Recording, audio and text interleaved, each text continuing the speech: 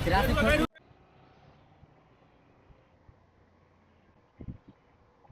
এই মুহূর্তে ঘড়িতে বাজছে এখন 7টা 10।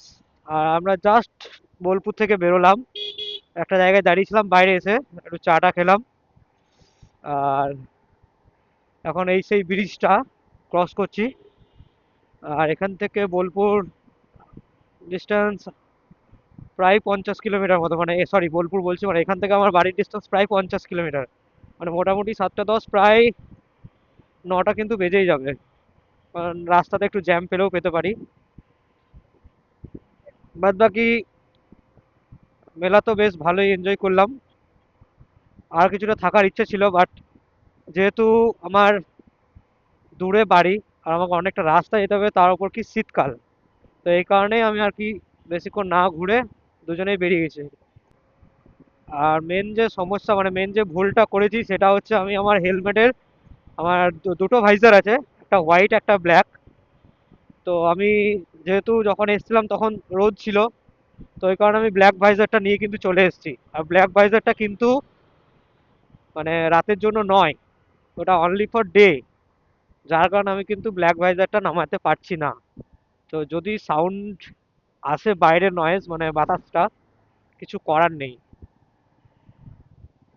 যখন আমি করেছিলাম তখন আমি সত্যিই ওটা সব থেকে বড় ভুল করেছি, আমার হোয়াইট ভাইজারটা লাগানো উচিত ছিল।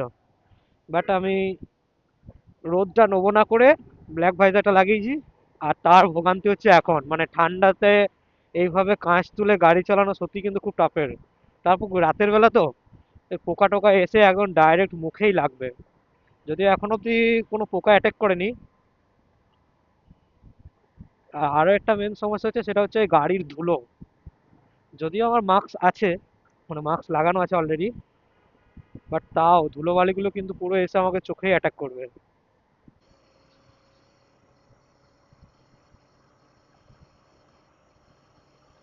আর কিছুক্ষণ আগে একটা পোস্টারে দেখলাম সিউড়ি এখান থেকে আর 23 কিলোমিটার, মানে 23 কিলোমিটার। আর আমার সিউড়ি থেকে আমার বাড়ি প্রায় 18 কি 19, ঠিক আছে, অলমোস্ট আমি 20 ধরে নিলাম।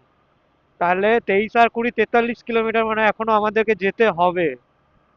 অনেকটা লম্বা কিন্তু, আর ঠান্ডাটা কিন্তু সেই লেভেলে লাগছে।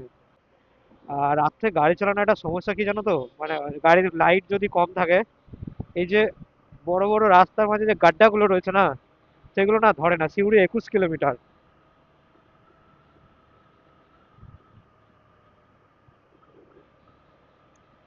সিউড়ি 21 কিলোমিটার, মানে হ্যাঁ যেটা বলছিলাম।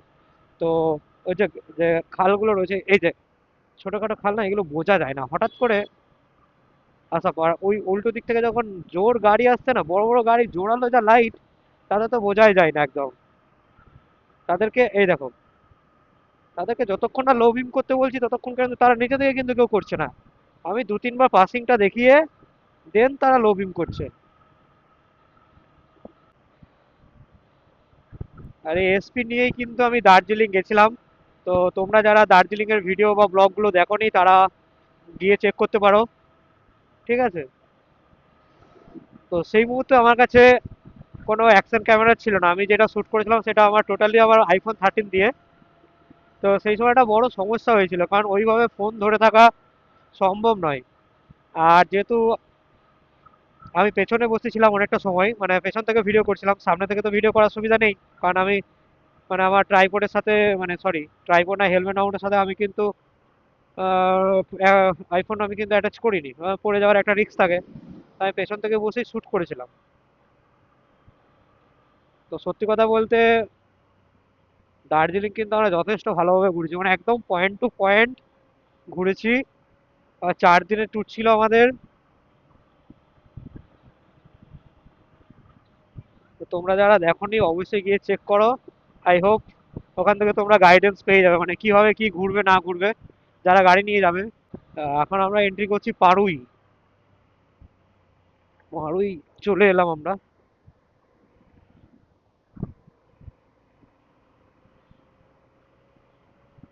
আর দার্জিলিং এর সময় আমাকে গাড়িটা মাইলেজ দিয়েছিল 50, মানে ওইরকম পাহাড়ি রাস্তায় 50 অ্যাভারেজ, মানে সত্যি দারুণ। এমনিতে নর্মালি আমি প্রায় 65 থেকে 68-র মধ্যে অ্যাভারেজ পাই। এতটা কপাল ভালো নয় যে আমার একবার রেলগেট ফাঁকা পেয়েছি। বারবার কি পাওয়া যায়? এই যে দাঁড়িয়ে আছি, মালগাড়ি পেরোচ্ছে।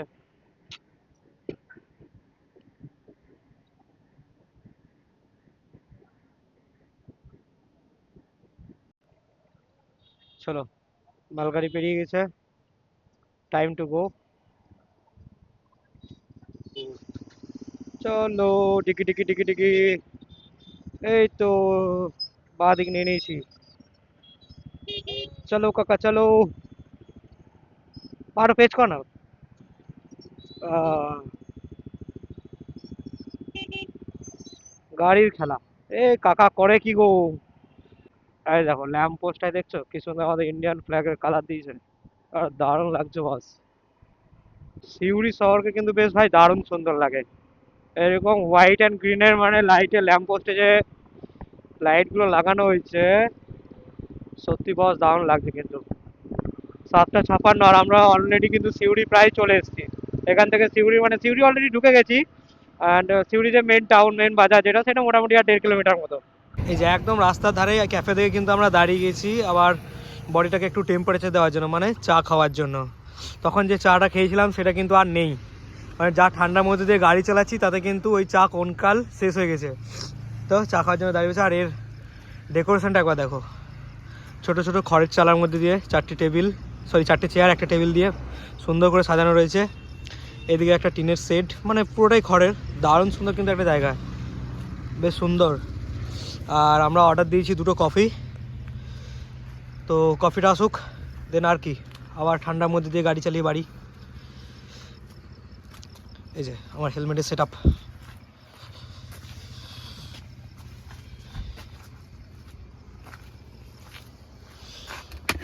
এই যে ব্ল্যাক ভাইজারটা লাগিয়েছি, যার কারণে আমি কিছুই করতে পারিনি। ঠিক আছে, কাজ তুলে এসেছি, ঠান্ডা লেগে গেছে পুরো। হোয়াইট ভাইজার না লাগানোর এ একটা ফল। তো চলো কফিটা খাই, দেন বেরোই। এসছি, মানে বাড়ি আমার এখান থেকে আর 2-3 মিনিট। তো ভিডিওটা যদি ভালো লেগে থাকে তাহলে প্লিজ ভিডিওটা লাইক করো, কমেন্ট করো আর শেয়ার করো। আর চ্যানেলে যারা প্রথম, তারা অবশ্যই চ্যানেলটাকে একটু ফলো করে দিও, একটু সাপোর্ট করো। কারণ তোমাদের সাপোর্টেই আমি কিন্তু এগিয়ে যেতে পারবো, আদারওয়াইজ সাপোর্ট না করলে কিন্তু কিছু হবে না। তো যাই হোক, চলো ভিডিওটা এখানেই এন্ড করছি। Good night.